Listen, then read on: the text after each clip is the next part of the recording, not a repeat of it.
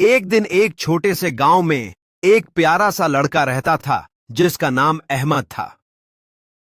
अहमद को कागज के हवाई जहाज बनाना बहुत पसंद था।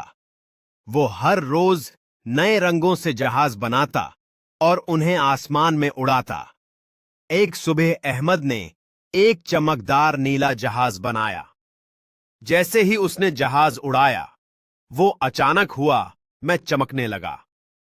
अहमद हैरान होकर उसके पीछे भागा।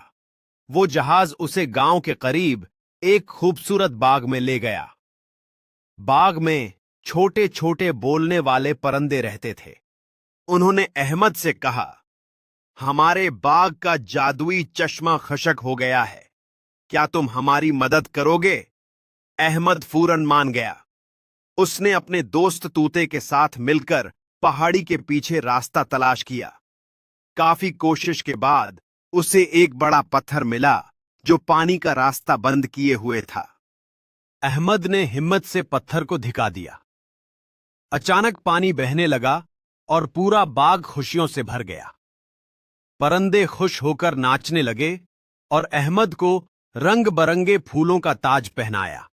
शाम को अहमद अपना जादुई जहाज लेकर घर वापस आया।